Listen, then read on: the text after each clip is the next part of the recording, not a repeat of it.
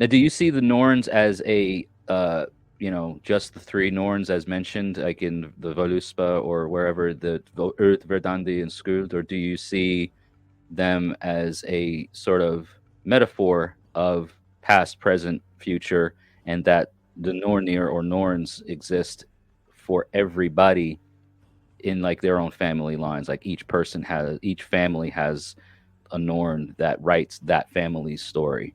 Do you have a I view think on that? they are a global power that weaves the weave of fate, um, but that it can be affected. Mm, So it's a global power of integrating everything that can be integrated. interesting. And But Loki in in a your sense, it doesn't exclude your perspective either, because Loki preaches that you are the main character in your story and you should take responsibility for it. yeah. But it would require you to do some trickery. Right, yeah, yeah. Some tomfoolery. It's interesting too, like, I think one of the beautiful things about heathenry to me is how uh, fallible the gods are. Like they're not perfect. They have aspects or qualities that uh, in a very like dualistic mindset is, well, that's inherently bad, that's inherently good.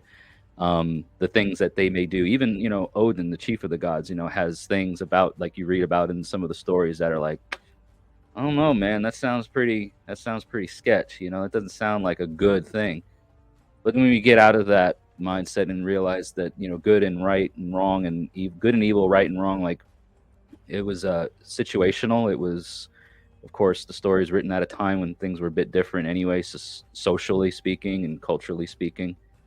But you get an understanding and a realization that it wasn't such a one or the other dualistic approach. It was, well, what's good for the moment, what's going to make, or uh, what's going to make I it think that different. that very important part of that religion is violence and our um, how we relate to violence.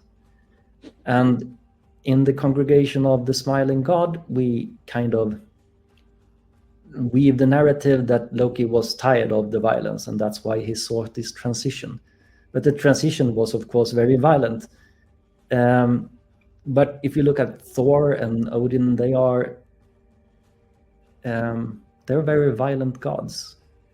And the narrative of the Viking, and as he takes what he wants, is a very violent narrative.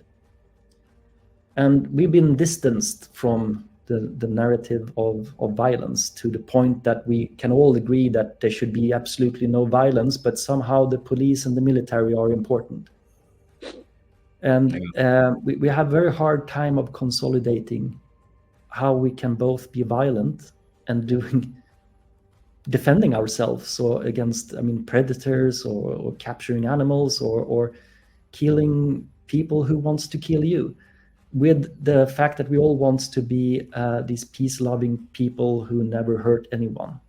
Mhm. And it just doesn't fit together. And somehow this is very convenient for anyone, a king who rules you, and that all the people that he rules are passive, that they never do violence because violence is wrong. And I'm not saying that violence is good in any way, but I'm saying that there is a narrative Mhm. that demands that you have some kind of relation to violence, and that you understand what it means to be a warrior and what it means to